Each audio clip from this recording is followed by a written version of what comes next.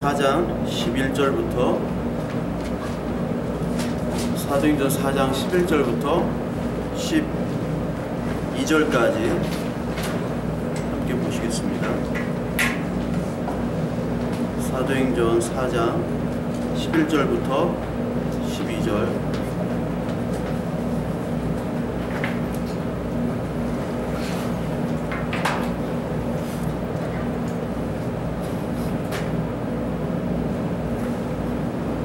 같이 읽을게요.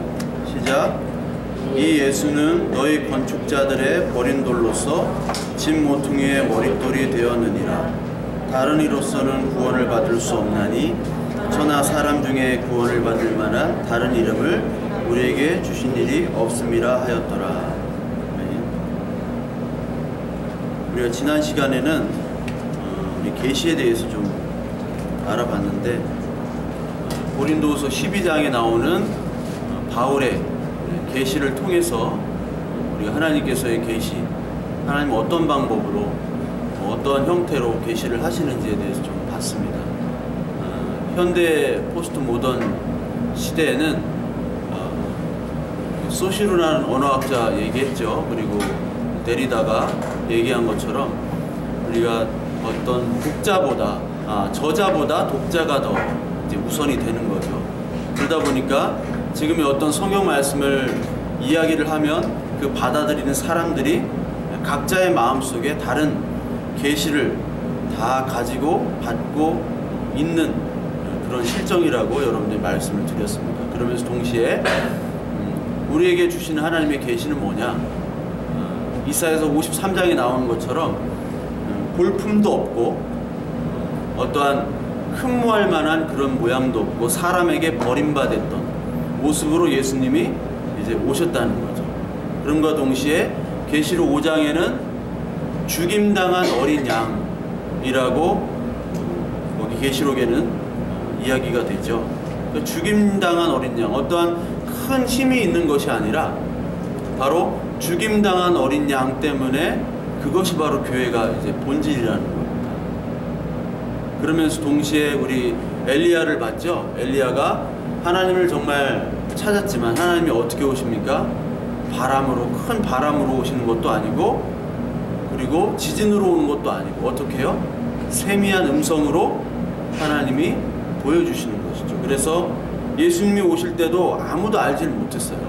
예수님이 이 땅에 오시는 것도 알지를 못하고, 그러니까 어떻게 보면은 우리의 복음과 예수 그리스도의 오심과 우리의 계시가 세상이 볼 때는 어리석고 어리숙하고 좀 이상한 바보 같은 그러한 계시의 형태로 오신다는 겁니다. 근데 우리의 모습들은 어떤 모습을 원하느냐면 바로 큰 모습, 어떠한 사람들이 모두 다 흡족할 만한 보여지는 그런 어떤 거대한 모습으로 원한다는 것이죠. 그러나 하나님의 계시는 그런 모습이 아니라 세미한 음성과 연약하고 보잘것없는 그런 모습으로 온다는 겁니다. 그리고 오늘은 어떠한 말씀, 이 계시가 바로 지난주에 계시에 대한 얘기를 했는데, 이 계시가 지금의 어떤 불확실성에 대한 그런 시대에 우리가 어떠한 계시, 완전한 복음을 어떻게 우리가 선포를 하고 어떻게 우리가 전하고 믿어야 되는지에 대해서 잠깐 설명을 드리려고 해요.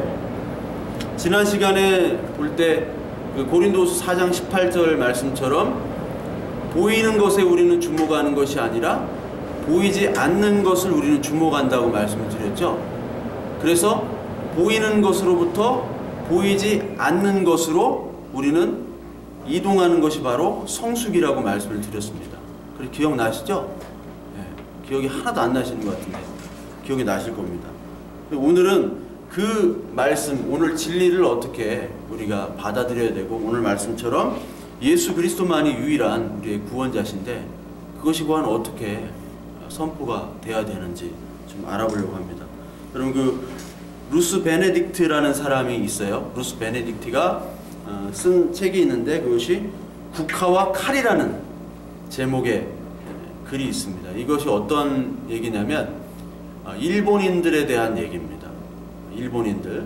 그래서 일본인들은 그 표현을 국화처럼 하지만 그 마음속에는 칼을 가지고 있다 해가지고 일본 사람들한테는 요런 뜻이 있습니다. 이게 혼내라는 뜻이거든요. 혼내인데 이게 국화의 모습이죠. 그 속마음이 바로 혼내입니다. 그런데 겉의 마음이 또 있어요. 일본 사람들은 겉의 마음이 뭐냐면 다떼마에라고 하는 말이 있습니다. 다떼마에가 뭐냐면 이거는 겉으로 드러나는 모습을 바로 다떼마에라고 해요. 그러니까 혼내와 다떼마에를 일본 사람들하고 할 때는 늘 이제 염두에 두면서 이야기를 해야 되거든요. 그러니까 그 안에는 칼의 모습을 가지고 있지만 바깥으로는 국화의 모습으로 이렇게 온유하게 포장하는 그 일본인의 상태를 얘기했습니다. 우리의 어떤 믿음도 마찬가지일 거예요. 왜냐하면 우리가 안에는 사실 그리스도가 없는데도 불구하고 바깥으로 우리가 어떤 더 고귀한 인품을 한다든지 아니면 어떤 행동을 선하게 할 수도 있고 특히 어떤 우리 교회 안에서 내가 더 믿음이 있어 보인다는 어떤 행동을 할 수가 있습니다. 그것처럼 위험한 것이 없는데도 불구하고 우리는 그런 겉모습을 보고 참 믿음이 있다라고 쉽게 생각할 수가 있죠. 근데 예전에는 그런 어떤 겉모습을 좀 추구를 할 수도 있었는데 요즘에는요 겉모습을 추구하기까지도 거부합니다. 그것이 현대의 모습이에요. 그래서 여러분들 그 현대에 많은 사람들이 우리 교회뿐만 아니라 절도 떠나요. 절도 사람이 없습니다. 절은 왜 산속에 있기 때문에 좀 가기도 힘들고 성당에 좀 많이 모여요. 성당에. 근데 지금 성당도 역시 마찬가지로 모든 기존적인 종교를 거부하는 시대가 지금 시대잖아요. 근데 지금 그런 시대가 된 이유는 바로 뭐냐면 대체 종교가 많다는 겁니다. 우리가 전통적인 종교는 다 거부하고 대체 종교는 우리 어떤 돈이라든지 쾌락이라든지 행복이라든지 추구할 수 있는 모든 것들, 스포츠, 모든 것들이 다 대체 종교가 될 수 있어요. 우리의 오락거리가 다 대체 종교입니다. 그래서 교회를 좀 나오다가 안 나오는 친구들한테 제가 뭐 나와라 권면을 하면 다 주일날 이렇게 놀러 간다고 하더라고요. 그게 뭐냐면 다 대체 종교를 찾아서 떠나는 겁니다. 그리고 두 번째로 뭐냐면 이제 종교의 시대에서 영성의 시대로 바뀝니다. 여러분 영성이란 말이 여러분들 좀 헷갈리실 수 있을 거예요. 왜냐하면 교회에서 영성이란 말을 하도 많이 쓰니까. 그런데 이 영성이란 말이 심플한 어떠한 삶, 성찰의 삶을 바로 영성이라고 합니다. 아시겠어요? 영성? 그러니까 어떠한 전통적인 것이 아니라 누구라도 다 종교인이고 다 종교를 가질 수 있다. 그것이 뭐냐면 일상생활에서 느끼는 작은 기쁨과 성찰을 추구하는 것. 그래서 여러분들이 그 알랭드 보통이라는 사람을 들어봤나요? 알랭드 보통? 이 알랭드 보통이 프랑스 남자인데 보통 문제가 있는 사람이 아니에요. 알랭드 보통이 얼마나 문제가 있냐면 이 사람이 무신론자들을 위한 종교라는 책을 썼어요. 한번 좀 읽어보셔도 돼요. 그러니까 이런 전통 종교가 아니라 누구나도 종교인이 되는데 그런 종교인이 될 수 있는 것은 바로 아까 얘기했듯이 가벼운 성찰과 깨달음이에요. 그 일상생활에서의 깨달음이 바로 구원으로 연결되는 하나님과의 만남. 그러니까 하나님과 인간의 합일. 그거를 추구하는 것이 바로 영성입니다. 그래서 마음 공부, 일상에서의 영성, 그런 것들을 많이 얘기하죠. 여러분 틱나탄이라고 들어보셨나요? 틱나탄? 베트남 스님인데 옛날에 우리나라 그 누구죠? 김국진, 이경규가 간단가 거기서 나오고 틱나탄이 프랑스의 그 자두 공동체라는 마을에서 이제 하는데 이 사람은 참여 영성, 그러니까 종교 간의 대화 그리고 묵상, 침묵, 수련. 이 사람은 특히 이제 걸어 다니면서 걸으면서 이렇게 얘기를 주고받고 깨닫고, 그것이 바로 신과의 만남이라고 하면서 거기 이렇게 걸어 다니면서 많이 이렇게 사람들이 돌아다니면서 거기서 수양을 합니다. 그리고 거기는 기도회를 가면요, 기도가 그냥 되게 단순히 음악도 없고 그냥 가만히 앉아서 기도하고 나오는 것이 바로 그쪽에 기도고 수양이에요. 그러니까 이런 쪽으로 사람들이 기존 전통 종교를 거부하고 이렇게 간다는 것이죠. 그런 사람들이 굉장히 많습니다. 그것을 영성이라고 얘기해요. 영성. 그래서 그 영성은 뭘로 대표되느냐? 종교의 통합으로 대표됩니다. 그래서 우리가 WCC라는 게 있죠? WCC. 그래서 뭐 홍해선이라는 여자가 한국전쟁에 WCC를 가입해가지고 전쟁이 일어난다라고 그러는데, 그렇게 일어날 거면은 수천 번도 더 낫죠.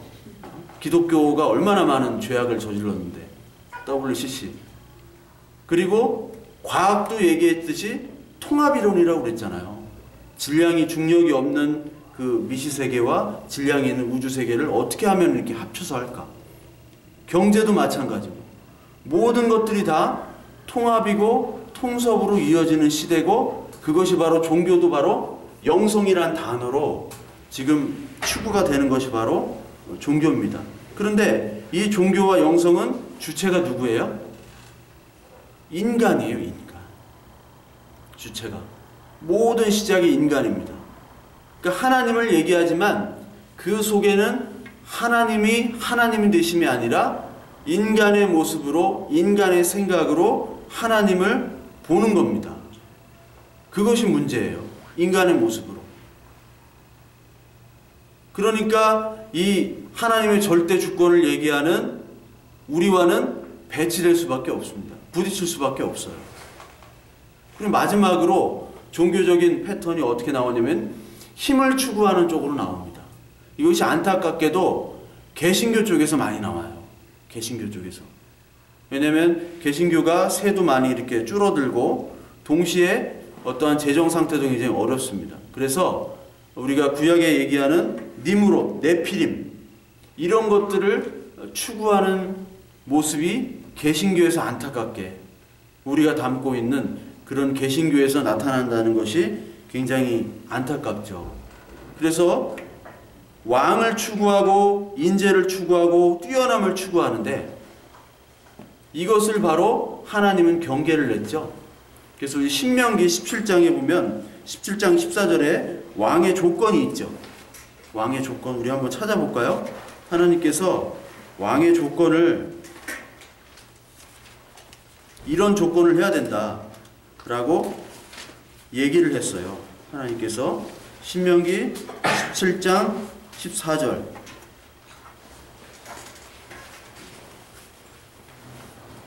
신명기 17장 14절 구약 289페이지입니다. 17장 14절부터 같이 읽을게요. 내가 내 하나님 여호와께서 내게 주시는 땅에 이르러 그 땅을 차지하고 거주할 때 만일 우리도 우리 주위의 모든 민족들 같이 우리 위에 왕을 세워야겠다는 생각이 나거든 반드시 내 하나님 여호와께서 택하신 자를 내 위에 왕으로 세울 것이며 내 위에 왕을 형제 중에 한 사람을 할 것이요 내 형제 아닌 타국인을 내 위에 세우지 말 것이며 그는 병마를 많이 두지 말 것이요 병마를 많이 얻으려고 그 백성을 애굽으로 돌아가지 말 것이며 이는 여호와께서 너희에게 이르시기를 너희가 이후에는 그 길로 다시 돌아가지 말 것이라 하였음이며 그에게 아내를 많이 두어 그의 마음이 미혹되게 하지 말 것이며 자기를 위하여 은금을 많이 쌓지 말 것이니라. 그러니까 말과 말 군사력이죠. 아내, 은금 이것들을 하나님께서는 금했습니다.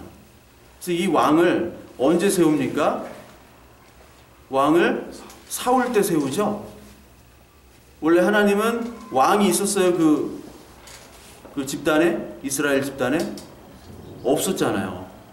그러니까 많은 사람들이 다른 나라처럼 왕을 세워달라는 겁니다. 다른 나라처럼. 그러니까 보이지 않는 것을 믿지 않는 거예요. 하나님이 인도하시는 그 보이지 않는 인도함을 거부합니다. 뭔가 계속 보여달라는 거예요. 그러니까 지난주에도 말씀을 드렸듯이 이 경험이라는 것, 하나님을 체험한다는 것은 끝이 없이 체험하면 할수록 그 욕망은 더 늘어나고 만족도는 더 떨어지죠. 한계용 체감이잖아요. 체감될 수밖에 없습니다. 그러니까 계속 달라는 거예요. 하나님은 주신 것에서부터 이제 사라지도록 보이는 것, 보이지 않는 것으로부터 가는 것이 하나님의 성숙인데도 불구하고, 그것이 계시의 역사인데도 불구하고 이 백성들은 계속해서 달라는 것이죠. 그러니까 우리가 기도할 때도 마찬가지입니다. 기도할 때 우리가 하나님이 어떤 분인가 우리에게 주시는 분입니다. 은혜도 주시고 우리에게 아들까지 주셨잖아요. 아들까지. 그런데 하나님이 주시는 분인데도 불구하고 우리는 뭐를 하나님께 기도해야 되느냐? 하나님이 어떤 분인가부터 나와야 돼. 내가 지금 어떠한 고난과 역경과 있을 때 하나님께 기도하잖아요. 근데 먼저는 하나님이 어떤 분인가부터 우리가 답을 얻어야 됩니다. 그것이 말씀으로부터 답을 얻어야 되는 것이고, 그리고 하나님과 나는 어떤 관계에 있는가, 그것이 해결이 되면요 우리의 기도는 절로 되고 우리는 응답이 되는 겁니다. 그런데 그 말씀에 대한 어떠한 하나님이 누구고 어떤 분이시고 우리와 하나님께 어떠한 관계에 있는지를 우리가 잘 모르는 경우가 너무 많다는 겁니다. 그렇기 때문에 우리는 그냥 달라는 기도만 할 수밖에 없고, 그것이 다인 줄 알고 하나님을 어떤 분인지에 대해서 우리는 점점 더 멀어져 가고 있는 것이죠. 그래서 하나님께서는 오늘 이런 힘에 대한 추구를 하지 말도록 하나님께서 이야기를 하고 계세요. 지금의 시대는 다종교 시대면서 힘이 역시 가장 최고인 시대입니다. 그 바울도 마찬가지죠. 바울도 사도행전 17장을 보면요, 바울이 어디에 전도를 합니까? 바울이 아테네에 전도를 합니다. 바울이 아테네에 전도를 하는데, 그 아테네 전도할 때 바울은 그 아테네 가면요 아레오파고스라는 언덕이 있습니다. 아레오파고스. 그 아테네 시내가 이제 쫙 보입니다. 아레오파고스 가면은. 근데 우측으로는 이제 아크로폴리스, 파르테논 신전, 그때 당시 있었죠. 400년 전에 건립이 됐으니까. 그걸 보면서 그 사람들에게 전도를 해요. 너희들은 알지 못하는 신들을 가지고 우상 숭배를 하고 있구나. 하나님은 천지를 만드신 하나님인데 너희들이 종교심이 깊지만 그 하나님은 니들이 믿는 신들은 신이 아니고, 완전한 절대적인 신이 아니고 내가 믿는 하나님이 절대적인 신이라고 선포를 합니다. 그러니까 다신론 시대 때 그 로마는 그리스의 어떤 신들을 이름만 바꿨잖아요. 이름만 바꾼 후로 그 로마와 그리스의 신들은 인격의 신입니다. 그러니까 다 뭐 제우스, 포세이돈 이런 애들은 다 자기의 분야가 있어요. 그것을 다 총괄하는 신이 없습니다. 절대적인. 그러니까 신들끼리 서로 싸우잖아요. 어제도 제목이 뭡니까? 왕들과 신들이죠. 제목이 엑소더스. 왕들과 신들. 그러니까 여러 명의 왕이 있고 여러 명의 신들이 있다는 겁니다. 근데 니들이 믿는 신들은 제한적인 신이에요. 그러니까 우리의 하나님은 어떤 신이냐면 인격의 신, 내재의 신, 우리와 함께 하시는 신인과 동시에 초월적인 절대자 하나님이라는 거죠. 근데 이 서양 쪽은 인격만 있고 어떤 절대적인 능력이 없어요. 포세이돈이, 바다에서는 포세이돈이 왕이에요. 그렇죠? 지혜는 아테나, 전쟁이나 지혜는 아테나가 왕이고, 아름다운 아프로디테 이런 게 왕이고. 동양은 또 다릅니다. 동양은 인격신이 없어요. 비나이다는 어떤 초월적인 것만 있습니다.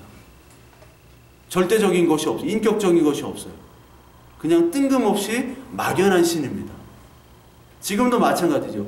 바울이 그렇게 전하면은 지금도 마찬가지로 우리의 다원화된 시대, 힘을 추구하는 시대이기 때문에 우리가 이렇게 하면은, 하나님을 전하면 뭐라고 얘기합니까? 다 어리석고 바보 같고 무지하다고 그러잖아요. 영민이도 그랬잖아요. 아니 신이 어디 있냐고. 자꾸 이렇게 전도를 하면 거부를 합니다. 무슨 신이 어딨냐고. 너 좀 정신 좀 차려라. 그것이 지금 현대의 모습입니다. 근데 오늘 말씀처럼, 오늘 사도행전 4장의 말씀처럼 우리는 뭐를 전도해야 되냐? 이 사도행전에 나오는 이 사도들의 모습이 뭐냐면 예수를 전하는데, 예수 그리스도를 전하는데 건축자들의 버린 돌이 집 모퉁이의 머릿돌이 되고 다른 이로서는 구원을 받을 수 없으니 천하 사람 중에 구원받을 만한 이름을 다른 사람에게 주신 일이 없더라. 그리스도의 유일성을 얘기하는 것이죠. 그리스도의 유일성. 그리스도만으로 우리의 구원에 충분하다라는 것을 증거를 하는 겁니다. 결론은. 근데 이렇게 얘기하면 다른 사람들이 다 너 꼴통이지, 바보지 이렇게 얘기하는 거예요. 왜냐하면 사람들은 하나님을 하나님 수준으로 이해를 못하기 때문에 인간에서 볼 때 하나님으로 이해를 하는 겁니다. 근데 하나님은 자기 자신에 대해서 계시는 자기를 나타나셨죠? 처음에 어떻게 나타나셨냐? 좀 키셔도 될 것 같은데. 예. 성준아, 켜. 어떻게 나타내셨냐? 출애굽기 3장 14절에 한번 찾아볼 거야. 출애굽기 3장 14절.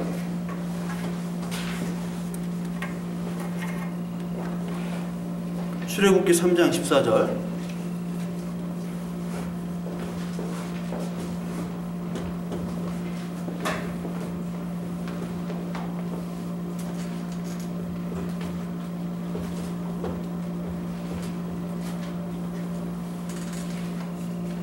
삼장 14절 한번 읽어보실래요?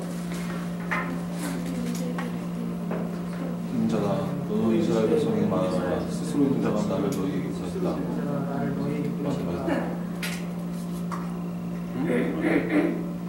내가 읽어야겠네. 자, 3장 14절. 자, 하나님 모세에 이르시되 나는 스스로 있는 자니라 라고 나오죠. 스스로 있는 자가 나를 너희에게 보내셨다 하라. 자, 스스로 있는 자가 바로 히브리 말로 이렇게 씁니다. 히브리어는 오른쪽에서 왼쪽으로 가거든요. 히브리 모음은 안 썼어요. 밑에 모음이 있는데 아쉐르, 예으, 아쉐르, 예으. 이게 뭐냐면 나는 나다라는 거예요. 나는 나다. 그래서 여러분들 그 예수님께서 나는 생명의 떡이요, 나는 길이요 진리요 생명이다, 나는 양의 문이다, 나는 뭐다, 나는 뭐뭐뭐다 바로 얘기하셨죠. 예수님께서. 그것이 뭐냐면 자기를 드러낸 거예요. 계시를. 그것이 뭐냐면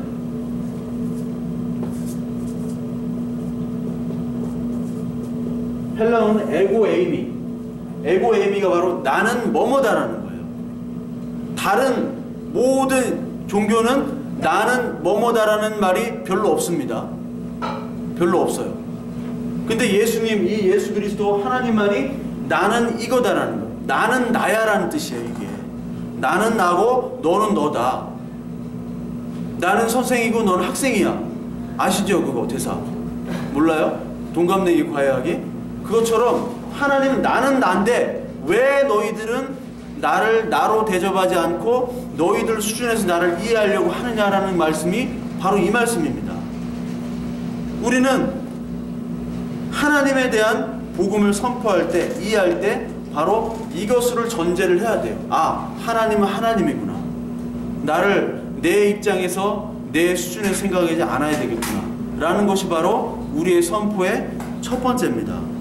그러니까 결국 우리의 선포는 뭐냐면 그리스도를 하여튼 무식하게 선포하는 거예요. 우리 어제 영화 극장 갈 때, 영화 보러 갈 때 어떤 아저씨가 재미있는 구경했잖아요. 뒤에서 막 갈갈한 막 이렇게 약장수 아저씨처럼 막 예수 장국 불신지옥 해가지고 막 이렇게 했잖아요. 다 아시죠? 우리 같이 탔던 분들은 이게 재밌었잖아요. 근데 사실은 그것이 맞는 거예요. 사실 왜냐하면 우리는 예수 그리스도만의 유일성만을 선포해야 돼요. 여기는 우리가 다 아멘을 합니다. 근데 예수 그리스도의 유일성을 어떻게 선포해야 되는지 우리는 잘 몰라요.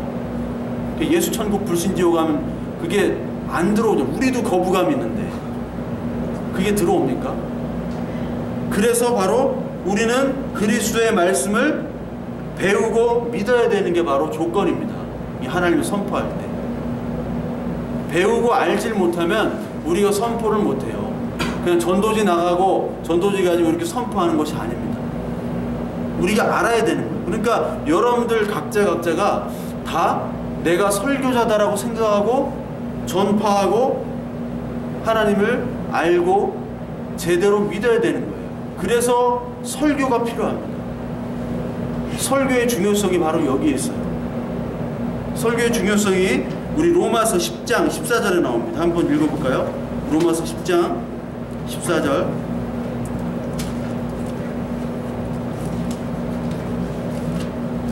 로마서 10장 14절에 보시면요,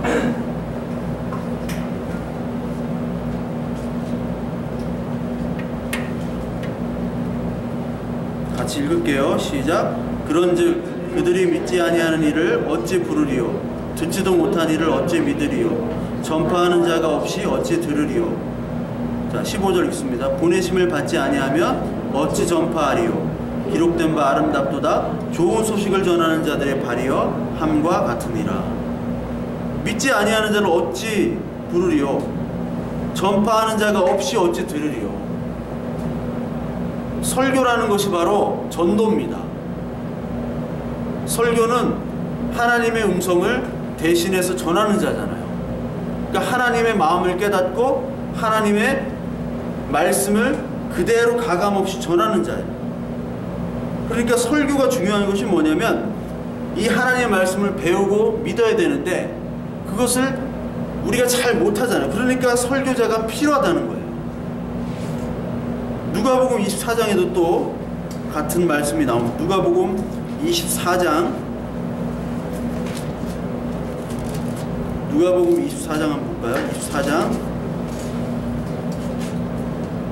25절, 26절, 27절까지 같이 읽습니다.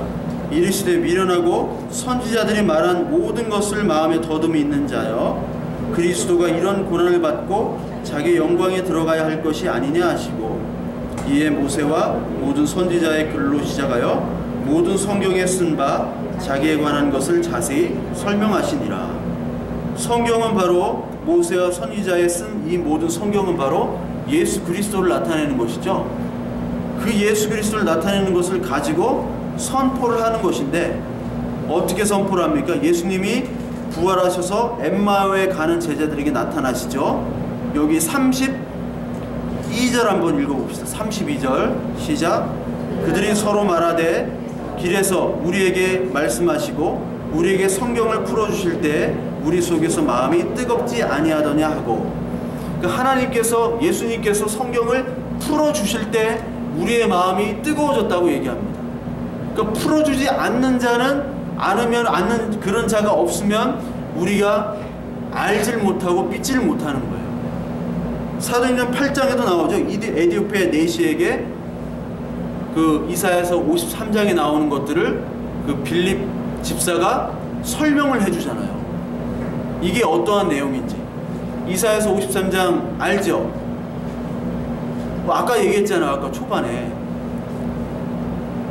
풍채도 고음도 없고 흠모할 만한 것도 없는데 예수 그리스도를 나타낸 그 이사야서 53장의 말씀, 이것이 바로 뭡니까? 라고 물어봤을 때 빌립이 설명을 해주잖아요. 아, 이것은 바로 그리스도에 대한, 이사야 선지자에 대한 예언입니다. 이 그리스도가 이렇게 오실 것입니다 라고 알려주니까 그때 이 에디오피아의 내시가 이 제자들처럼 마음이 뜨거워진 겁니다. 그러니까 우리가 하나님의 말씀을 무조건 그리스도에 선포되는데, 결론은 그러기 위해서는 그리스도에 대해서 잘 알아야 되는 거예요. 근데 알지 못하니까 못 믿고, 못 믿으니까 알지 못하고, 이것이 반복이 됩니다. 예수님께서 요한복음 8장에 너희에게 진리를 말하니 너희들이 믿지 아니하는도다. 그러니까 진리는 하나님의 말씀이 선포될 때 그 진리를 믿을 수 있고 그런 사람이 있어야 되는 거예요. 그게 설교가 굉장히 중요한 겁니다. 근데 이 설교가 어떤 식으로 가냐? 도덕과 윤리와 어떤 자기의 문제 해결과 어떤 사회 진보 사회는 마르크스주의로 예수 그리스도를 설명하고, 자유주의 개혁은 자유와 경쟁으로 설명을 합니다. 이것들이 다 잘못된 거예요.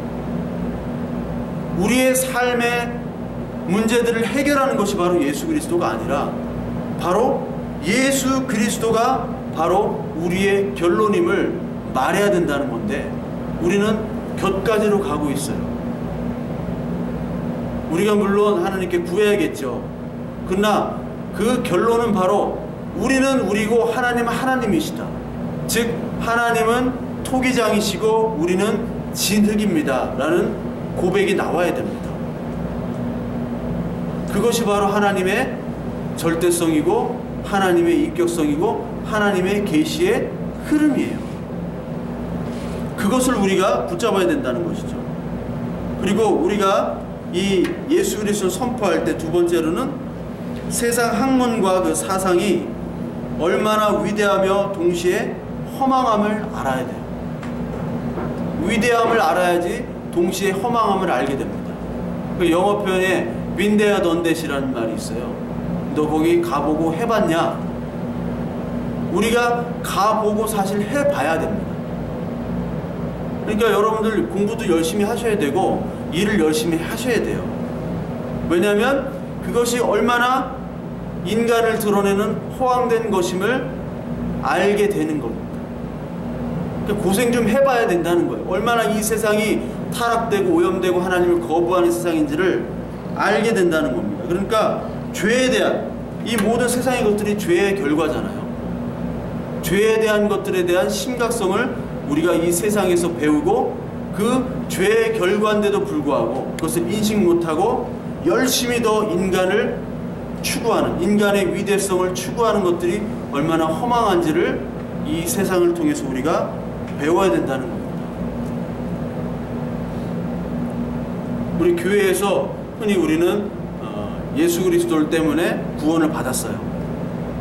그런데 구원을 받았기 때문에, 이미 받았기 때문에 우리는 하나님의 영광을 위해서 우리는 이를 추구합니다라고 하는 사상들이 많이 들어왔습니다. 근데 그 하나님을 위해서 추구하는 것인지, 이것이 나의 영광을 위해서 추구하는 것인지, 신학적으로 볼 때 이게 칼비니즘이라는 게 있고 알미니안이라는 게 있는데, 이게 사실 지금 교회에 많이 섞여 있어요. 칼빈이라는 건 하나님의 절대 주권을 얘기하는 거고, 알미니아라는 것은 하나님의 주권뿐만 아니라 인간의 노력과 행위가 중요하다라고 하는 것인데, 이게 섞여가지고 모든 사람이 지금 어떻게 보면 혼란기에 있습니다. 우리 교회의 메시지도 그렇고 어떤 우리의 생각도 그렇고. 그런데 하나님께서 우리를 부르신 이유는 바로 뭐냐면 하나님의 영광만 드러내길 위해서 부르신 거예요. 그 로마서 9장에 우리는 진흙이요 하나님은 토기장입니다. 어제 영화 보면은 그 히브리인이라고 하잖아요. 히브리라는 말이 뭐냐면 애굽 사람들이 이 히브리 노예들을 하피루라고 불렀습니다. 하피루가 뭐냐면 흙먼지예요. 흙먼지. 그러니까 이 사람들은 흙먼지처럼 가치가 없는 사람이라고 얘기를 하는 것이 그 하피루에서 히브리가 나온 겁니다. 우리 가치 있죠.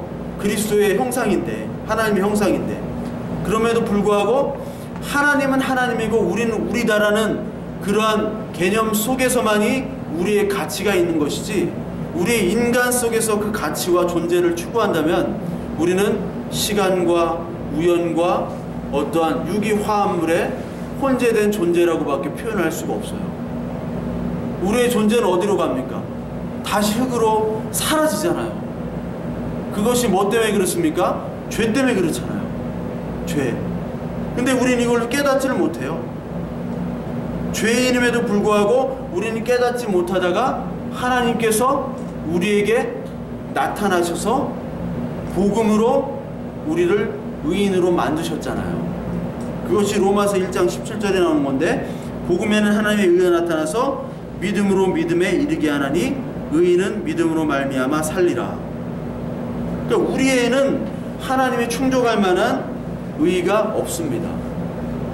그러니까 하나님 예수 그리스도께서 죽으심으로 우리에게 의라는 것을 덧붙여 주신 거예요. 악어와 악어새 있죠? 네, 악어와 악어새. 악어도 눈물을 흘리잖아요. 악어와 악어새처럼 우리는 악어에게 딱 달라붙는 악어새처럼 그러한 예수 그리스도에 딱 붙어 있을 때만이 우리가 의인이 된다는 겁니다. 그것이 바로 성경을 얘기하고 있어요. 그래서 율법도 하나님께서 주신 이유는 바로 뭐냐면 너희들이 얼마나 죄인임을 깨닫도록 하나님이 율법을 주신 겁니다. 로마서 3장 20절 한번 볼게요. 그거 나와 있습니다. 율법을 주신 이유가 로마서 3장 20절입니다. 로마서 3장 20절.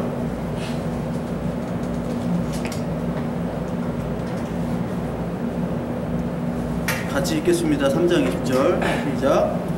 그러므로 율법의 행위로 그의 앞에 의롭다 하심을 얻을 육체가 없나니 율법으로는 죄를 깨달음이니라. 이제는 율법에 하나님의 의가 나타났으니 율법과 선지자들에게 증거를 받은 것이라. 율법을 지키면 지킬수록 우리가 못 지켜요. 그러니까 죄인임을 깨닫게 되는 겁니다. 우리가 세상 일을 하면 할수록 세상에서 위로를 얻는 것이 아니라 세상 일을 하면 할수록 우리는 사실 좌절할 경우가 많습니다. 왜요? 죽음으로 가기 때문에. 죽음에 대한 해답이 세상에는 없습니다. 모든 것들이 죽음에 대한 해답이 없어요. 세상에는. 우리는 부활신앙으로 살고 있잖아요. 그 부에노스아이레스에 가면 레꼴레타라는 곳입니다. 레꼴레타가 이 무덤이에요. 아르헨티나 부에노스아이레스 레꼴레타가 무덤인데 여기에 관광객들이 참 많이 옵니다. 여기에 가장 유명한 여자가 에바 페론이라는 여자가 있어요. 아시죠? 에바 페론은 죽었지만 그 에바 페론은 그 아르헨티나 전역에 동상도 있고 건물마다 다 그림이 있어요. 에바 페론이 아직도 죽었지만 힘을 쓰고 있어요. 50년 전에 죽은 여자지만 아직도 지금 그 아르헨티나 정권은 페론당입니다. 이름이 페론당. 누구에서 따온 거예요? 에바 페론. 그 남편 이름이 후안 페론인데 이 남편이 여자 그 에바 페론이 죽은 후에 남편이 대통령 한번 됐다가 한번 이제 거의 이제 정계 은퇴했는데 에바 페론 때문에 70년대에 또 한 번 대통령이 돼요. 엄청난 여자입니다. 근데 에바 페론에는 뭐 꽃도 있고 많이 있는데 거기에 가보면 대부분의 묘들은 다 사실 방치되어 있는 상태. 고양이랑 뭐 깨진 유리병 이런 것들이 막 널려 있어요. 근데 거기 레꼴레타는 아무나 들어갈 수 없는 거거든요. 장군, 귀족들만, 대통령급 이상만 들어가는 곳이 레꼴레타예요. 근데 거길 가보니까 이 그만한 엄청난 영광을 누렸던 사람들인데도 불구하고 지금 바로 뭡니까? 다 시체로 아무도 거들떠보지 않는 인생이 돼버렸어요. 우리 인생이 하나님이 없다면은 그냥 그렇게 살다가 우리 언제 죽을지 모르는 그냥 인생으로 살아가는 겁니다. 이미 우리는 사형 선고를 받은 상태에서 우리는 시작하는 거예요. 그것이 바로 율법입니다. 율법을 아무리 잘 지키려고 해도 율법에는 구원이 없어요. 그런데 이 이스라엘 백성들은 그 율법을 가지고 뭐를 했습니까? 이거를 지키려고 했다. 이거를 지켜가지고 자기에게만 하나님께서 율법을 주셨으니까 우리만 선민이고 우리만 의로운 백성이다라고 생각을 하고 그 율법을 가지고 전쟁하러 나갔잖아요. 율법의 그 핵심이 언약궤지요. 언약궤에 뭐가 있습니까? 뭐가 들어있죠? 모태신앙들은 다 알잖아. 십계명 돌판, 그리고 만나, 그 아론의 쌍난 지팡이. 이 세 개가 뭐를 상징한다고 그랬어요? 제가 예전에 이 세 개가, 이 세 개는 바로 예수님에 대한 거역이에요. 하나님에 대한 거역이에요. 순종이 아니고 뭐 율법이 보세요. 십계명 받으러 갔는데 그 받으러 간 사이에 우상을 숭배했죠. 금송아지 놓고. 그래서 돌판을 깬 거예요. 깨고 다시 만든 겁니다. 그러니까 그걸 볼 때 니들이 이만큼 불순종한 걸 봐라. 만나도 마찬가지요. 만나도 주일날, 그 안식일날 받으러 가지 말라고 그랬는데 안식일날도 그거 먹겠다고 만나 먹고 또 나중에는 만나밖에 없냐고 또 불평을 해요. 그 증거입니다. 아론의 쌍난 지팡이, 너만 선지자냐 너만 잘났냐 해가지고 갔더니 아론에게만 싹이 났어요. 딴 지도자에게 싹이 안 났어. 불평, 불만, 그리고 하나님에 대한 거역, 그 증거가 바로 이 언약궤예요. 그 언약궤 위에 속죄소라고 있죠? 언약궤 위에 그 구름 날개에다가 대제사장이 1년에 한 번 들어가가지고 거기다가 피를 붓는 거예요. 그게 무슨 상징이냐? 니들이 이렇게 불순종했기 때문에 죄악으로 죽을 수밖에 없는 것이 그 언약궤에 있는데 그거를 하나님이 피로 덮었다는 겁니다. 그러니까 그게 자랑거리가 아니에요.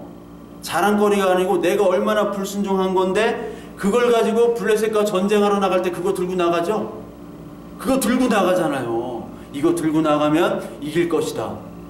이만큼 어리석은 거예요, 인간이. 우리가 그거 들고 우리가 불순종을 가지고 자랑거리로 나가서 하나님 복 주세요 하는 거랑 똑같은 겁니다. 결국은 엘리 제사장 아들 다 죽고 그 언약궤도 뺏겼잖아요. 그것이 바로 뭐냐면 이 세상의 힘을 추구하고 하나님을 하나님으로 에고 에이미로 인정을 안 하고 우리의 모습으로 우리의 눈높이로 하나님을 인정할 때 나타나는 실패입니다. 그래서 하나님께서는 계속 실패하라고 해요. 실패하라고. 니들이 얼마나 죄악인지를, 얼마나 죄덩어리인지를 이 말씀을 통해서 알려줍니다. 마태복음 15장 7절 9절에 보니까 입술로는 나를 공경하되 마음은 내게서 멀도다. 사람의 계명으로 교훈을 삼아 가르친 나를 헛되이 경배하도다. 사람의 계명으로 하나님의 계명을 바꾸는 겁니다. 지금 그런 상태에 있다면 바로 회개하라고 하나님께서 메시지를 주시는 것이 바로 성경의 말씀이에요. 그래서 우리는 복음을 선포할 때 하나님의 말씀, 이 정체성, 나는 과연 누구인가? 하나님은 과연 어떤 분인가? 이거를 우리는 계속 붙잡고 있으셔야 돼요. 이게 흔들리면 우리는 흔들립니다. 이 세상의 정체성은 뭐예요?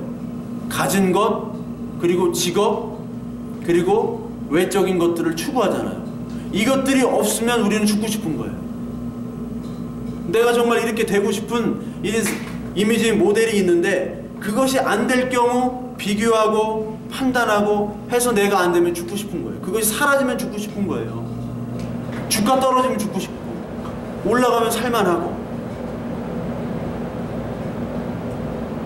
우리가 교회에서 그것들을 하나님에 대한 하나님 앞에서 나의 모습을 보지 아니하면 이것 때문에 우리는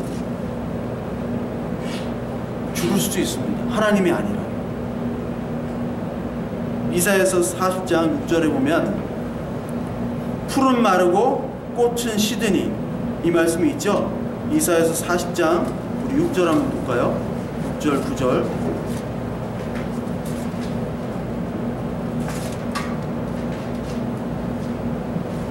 40장 6절에서부터 8절까지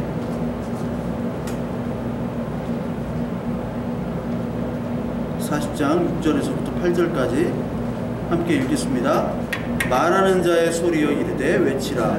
대답하되 내가 무엇이라 외치리까 하니 이르되 모든 육체는 풀이요 그의 모든 아름다움은 들의 꽃과 같으니 풀은 마르고 꽃이 시듬은 여호와의 기운이 그 위에 봄이라. 이 백성은 실로 풀이로다. 풀은 마르고 꽃은 시드나 우리 하나님의 말씀은 영원히 서리라 하라. 하나님의 말씀만이 남고 우리는 인생은 풀과 꽃, 시드는 풀과 꽃이라는 겁니다. 우리 64장 이사야서 64장 6절 한번 볼까요? 이사야서 64장 6절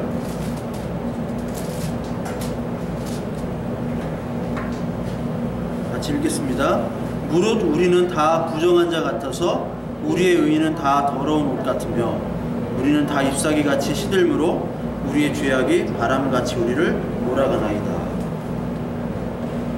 우리의 모습들 여기서 봐야 됩니다. 우리는 시들은 풀과 꽃과 같고 우리가 하는 모든 의롭다고 하는 모든 것들은 더러운 옷이기 때문에 예수 그리스도만이 우리의 더러운 옷들을 덧입혀 주신다는 것. 우리는 진흙이고 하나님이 토기장이시니까 하나님이 만지신다는 것.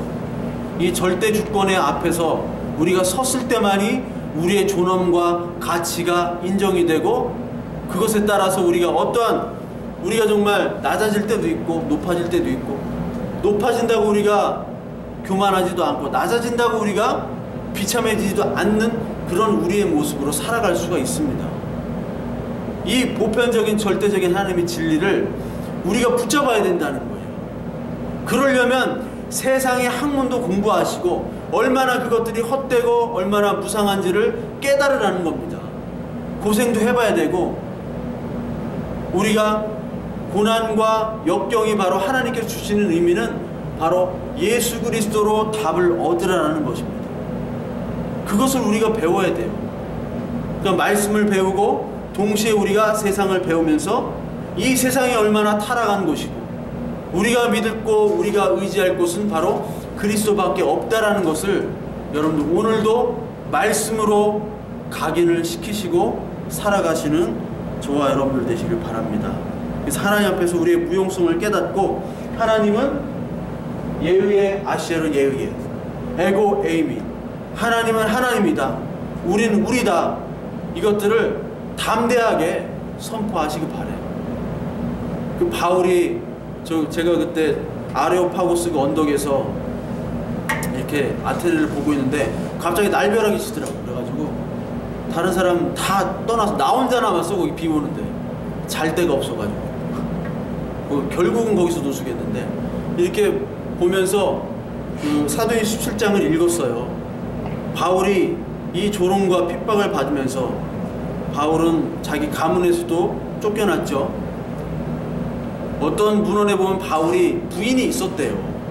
있었는지 없었는지 모르겠지만 이 랍비를 하려면 부인이 있어야 된대요. 그래서 부인이 있었는데도 불구하고 부인하고 파혼을 한 상태로 이렇게 쫓겨났다. 파문을 당하고 사실인지는 모르겠지만 그 후에 온갖 역경과 고난 그리고 얼마나 고향이 그리웠겠어요. 자기의 선포하는 이 복음이 정말 맞을까? 하나님이 정말 나와 함께 하실까? 사람들이 다 나를 조롱하고 핍박하는데 그런 회의감이 있었음에도 불구하고 바울은 중심에 하나님에 대한 절대적인 주권을 믿었기 때문에 바울은 결국 흔들리지 않고 승리를 했습니다. 우리도 흔들릴 때가 참 많죠. 나에 대해 실망할 때도 있고 다른 사람 때문에 아파할 때도 있고 내가 정말 믿는 하나님이 진짜 하나님인지 그렇다면 왜 나에게 이러한 어려움과 아픔을 주시는지 왜 해결을 안 해주신지 그런 회의감 때문에 우리가 참 복잡할 때가 많습니다. 그러나 그러함에도 불구하고 우리는 하나님은 하나님이고 우리가 영원한 시간 속에서 살아본다면 우리의 이 땅의 시간은 하나님이 주신 축복임을 우리가 아실 거예요. 말씀을 깨닫고 기도를 하면 이거 바로 답이 나옵니다. 여기서 우리 그리스도의 소망을 가지고 어렵지만 힘들지만 기쁨을 가지는 즐거움을 가지는 그런 역설적인 우리 하나님을 이 말씀을 많이 배우시고 그리고 세상에서 그런 모든 것들 실패도 해가면서 세상의 무용성을 깨닫는 우리 하나님의 귀한 자녀 되시기를 간절히 소망합니다. 우리 잠시 한번 기도하겠습니다. 하나님 오늘 우리를 통해서 하나님 예수 그리스도의 계시가 우리를 참 부족하지만 하나님께서 우리를 통해서 우리 교회를 통해서 우리 개인을 통해서 하나님 말씀이 전파되길 원합니다. 하나님 말씀을 바로 깊이 깨닫는 지혜와 명철을 주시고 그리고 동시에 이 세상에서 하는 모든 일들 가운데 실패와 아픔이 있지만 그것들을 통해서 결국 우리의 결론은 그리스도밖에 없고 이 세상의 악함과 우리의 연약함을 깨닫는 기회 될 수 있도록 인도하여 주시옵소서. 우리들 아버지 하나님 복음을 선포하길 원하오니 말씀을 잘 깨닫는, 바로 깨닫는 우리 먼저 되도록 주님 인도하여 주옵소서. 우리 함께 한번 기도하겠습니다.